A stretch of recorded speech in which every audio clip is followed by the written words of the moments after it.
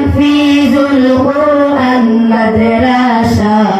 Rangunia college সংলগ্ন রূপনগর আবাসিক এলাকাত অবস্থিত স্বনামধন্য ইসলামী শিক্ষা প্রতিষ্ঠান তাহফিজুল কোরআন মডেল মাদ্রাসার হিফজ সম্পন্নকারী শিক্ষার্থীদের মাঝে পাগড়ি প্রদান এবং কৃতি শিক্ষার্থীদের মাঝে পুরস্কার বিতরণ অনুষ্ঠান মাদ্রাসা প্রাঙ্গণত বৃহস্পতিবার 22 জানুয়ারি দুর্গে অনুষ্ঠিত হই। হিফজের প্রস্তুতিমূলক নাজার বিভাগ লেখি আমরা টিচার কল হফাজুল কোরআন প্রশিক্ষণপ্রাপ্ত টিচারদের আমরা ভালো মানের টিচার দিই ফসারের শিক্ষাদান দিই এবং জেনারেল বিষয়ে আলাদা টিচার লাগে এনারা ফসারের মৌলিক বিষয় পাঠদান করাই।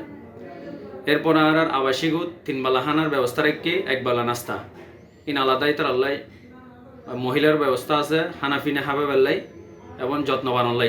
মাদ্রাসার পরিচালক হাফেজ মাওলানা কারি মোহাম্মদ বেলাল উদ্দিনুর সঞ্চালনায় আয়োজিত অনুষ্ঠানত সভাপতিত্ব করে মুফতি নেজামুদ্দিন।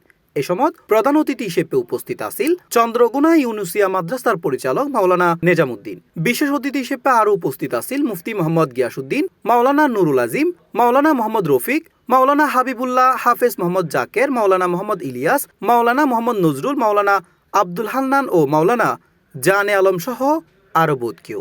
মাদ্রাসার প্রাথমিক বা অসুস্থতা হলে মাদ্রাসায় প্রাথমিক ট্রিটমেন্ট মাদ্রাসায় ব্যবস্থা করে এবং ফসার নজরদারিল্লা বলি 24 ঘন্টা সিসি ক্যামেরার আওতাধীন থাকে এবং মাদ্রাসার ফসার সুবিধার্থে আর তেড়া IPS-এর ব্যবস্থা আছে, শীতকালে গরম পানির গিজারের ব্যবস্থা রাখি এবং ওয়াশিং মেশিনের ব্যবস্থা আছে।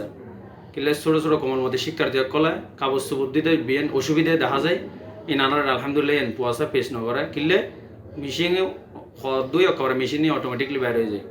এই উপলক্ষে এদিন সকালতুন মাদ্রাসাত শিক্ষার্থীসকলের পরিবেশনায় মনঙ্গ ইসলামী সাংস্কৃতিক অনুষ্ঠান পরিবেশিত হয়। অনুষ্ঠানত হিফজ সম্পন্নকারী 3 জন শিক্ষার্থীরে পাগড়ি প্রদান, আন্তর্জাতিক হিফজুল কোরআন প্রতিযোগিতাত বিজয়ী 6 জন শিক্ষার্থীরে সংবর্ধনা এবং মাদ্রাসার কৃতি শিক্ষার্থীদের মাঝে পুরস্কার বিতরণ করা হয়। ফলশ্রুতিতে কি হলো, আউদাউন কিবারা, এবার এই ছেলে মেয়ে বড় হয়ে মা বাবার কথার অবাধ্য হয়ে গেল, মা বাবার কথা আর শুনলো না, মা বাবাকে অ্যাভয়েড করে পরিহার করে তারা চলা শুরু করলো।